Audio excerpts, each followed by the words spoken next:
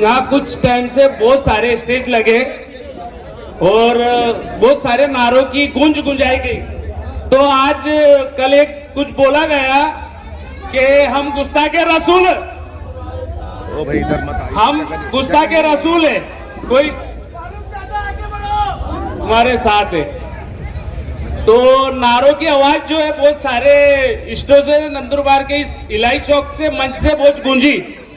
तो हमें बोला गया कि हम गुस्ताखे रसूल है। तो मैं यही कहना चाहता कि आज वो नारे की गूंज जो लोगों ने बहुत दूर तक के पहुंचाने की कोशिश करी, आज उन तक के हम पहुंचाने की कोशिश करेंगे। हाँ? नारे तकबीर, नारे तकबीर। तो ये आवाज यहां से ही बहुत सारी जगह से गूंज रही थी कि हम गुस्ताखे रसूल है, गुस्ताखे रसूल है। मैं ये बोलना चाहता कि भाई बहुत बोला गया, बहुत सुना गया, बहुत सारे कामों को बताया गया। मक्कू सेठ के काम, फरीद दादा के काम, रोशन दादा के काम और हमारे सबके लाडले नेता चंद्रकांत रघुवंशी जी, जो हर वक्त हर टाइम अपने काम के लिए जाने जाते। भैया साहब को ये बोला जा रहा कि भैया साहब एक समाज के नेता है। भैया साहब एक समाज के नेता नहीं है, भैया साहब सर्वधर्म सर्व जाति के नेता है। और भैया साहब ने वो काम पूरी समाज, पूरी जाति के लिए नंदुरबार शहर में करके बताए। भैया साहब ने नंदुरबार शहर में कब्रिस्तान का काम करे, भैया साहब ने शमशान भूमि का काम करे, मुस्लिम सामाजिक गुरु बना के दिए भैया साहब ने, तो हिंदू समाज के लिए भी भैया साहब ने बना के दिए। भैया साहब को मुस्लिम समाज के माध्यम से टोल करा जा रहा। क्या भैया साहब मुस्लिम समाज के लिए, एक समाज के लिए काम करने वाला नेता है? अरे भैया साहब ने हर समाज, हर जाति को साथ में लेके चलने वाला एक सेकुलर नेता है वो। तो हम मुस्लिम समाज के लोग ये चीज, ये चुनाव में बता दे कि मुस्लिम समाज सेकुलर लोगों के साथ में है और मुस्लिम समाज सेकुलर लोगों के साथ में काम करने के लिए हमेशा खड़े रहेंगी।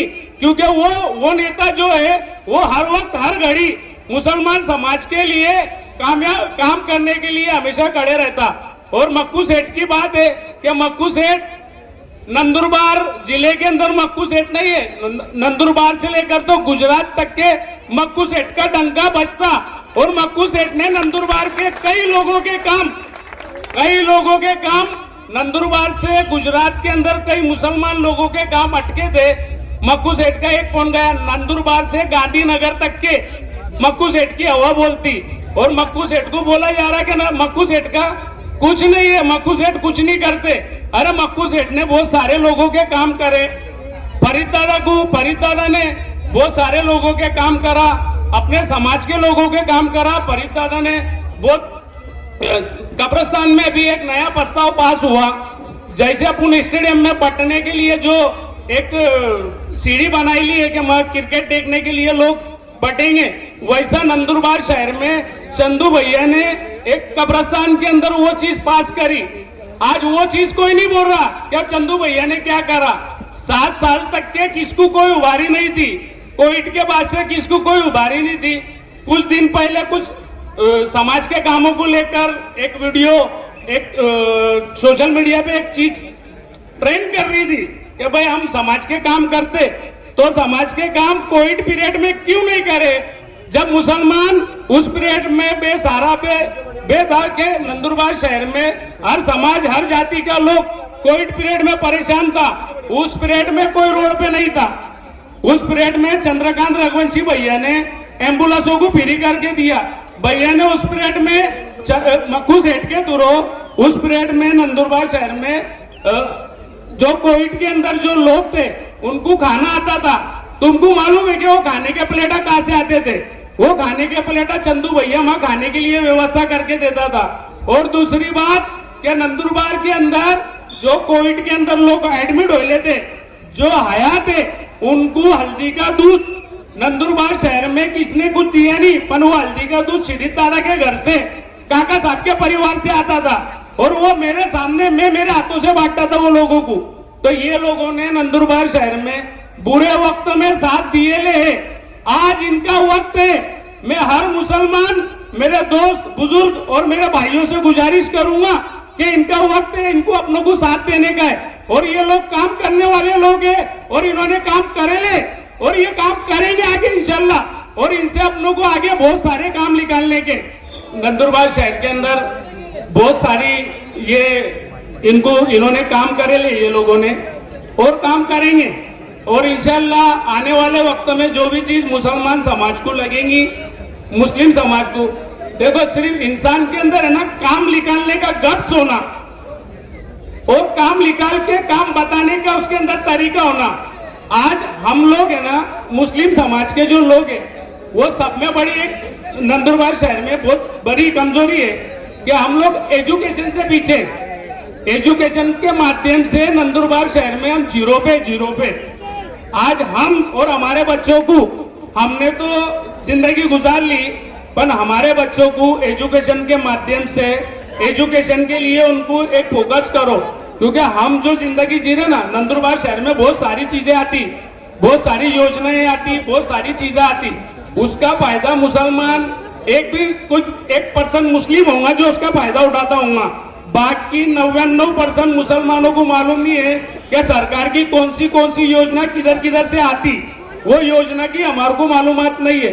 तो मैं चाहता कि कुछ ऐसे लोगों के साथ रहो, कुछ ऐसे लोगों को चुन के दो कि ये आने वाले लोग अपार को ये चीजों का फायदा कराए, हमारे बच्चों को एजुकेशन में कहीं ना कहीं तरक्की दिलाए। और नंदुरबार शहर में बहुत सारे एक बात से बताया जा रहा कि हमारे यहाँ एम्बुलेंस का मुस्लिम समाज में बहुत ज्यादा जोरों शोरों से चलता कि भाई मुस्लिम समाज में एम्बुलेंस नहीं है।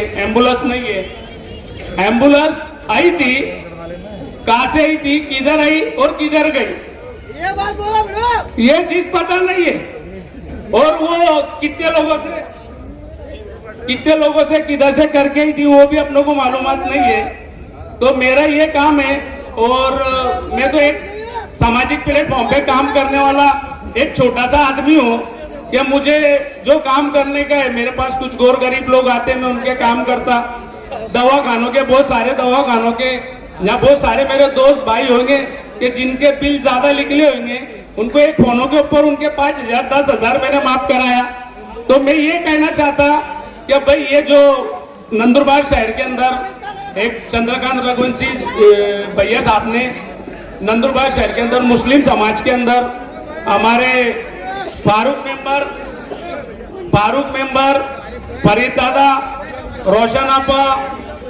रोशन दादा और पीतम डिंडोरे और हमारे मक्कू सेठ, ये सब लोगों को उन्होंने अपने मुस्लिम वार्ड में खड़ा करे ले और मुस्लिम वार्ड से एक लीड की लहर चलने को ना कि भाई इनको हम वो गजा के 3 तारीख को जहां से रिजल्ट निकलेगा ना वहां से इनको अपन एकदम धूम धड़ाके से लाएंगे। तो इनको मत देकर और इनको अच्छे से अच्छी लीड देकर चुन के लाना है। ये तो नीचे के लोग हो गए, अब भैया साहब से अपने को मुस्लिम समाज के लिए बहुत सारे काम निकालने के। हमारे यहाँ कुरैशी बिरादरी के लोग भी बटेल है, भैया साहब ने उनको भी वादा दिया, मुस्लिम समाज के कुछ काम के लिए मुझे भी वादा दिया। तो भैया साहब से वो काम निकालना है। तो ऊपर की जो सीट है ना रत्ना भाभी की, वो रत्ना भाभी की सीट पे इतने मतों से रत्ना भाभी को लाने का है कि वो हिनाताई को जवाब मिल जाए कि मुस्लिम समाज जब लीड देने पे आती ना तो किस तरह लीड देती। तो ये जो कुछ अपना खुद इख्तियार है, अपनों को अच्छा बुरा समझ रहा, कुछ चीजों की गूंज के अंदर अपनी समझदारी मत खोना। मैं इतना ही कहना चाहता कि ये जो लोग खड़े ले इंशाल्लाह ये लोग काम करेंगे और इनसे अपन काम निकालेंगे। हम सब मिलकर नंदुरबार शहर के अंदर बहुत सारी चीजों को निकालने की कोशिश करेंगे। और फारूक मेमन तो एक ऐसा बंदा है 15 नंबर वार्ड के अंदर, क्या आधी रात को उसको कोई बुलाता ना तो उठ के चल जाता हो, और आधी रात को उठ के जाने के बाद है ना वो लोगों के काम करता, रात भर बेचारा पुलिस स्टेशनों में लोगों के काम करते फिरता।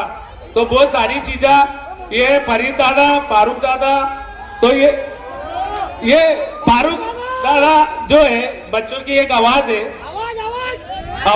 तो थोड़ा खड़े हो जाओ, जगह पे खड़े हो जाओ, जगह पे जगह पे जगह पे। हाँ, बस, बस, बस। अब मैं मेरे 2 शब्द बोल के खत्म करूंगा।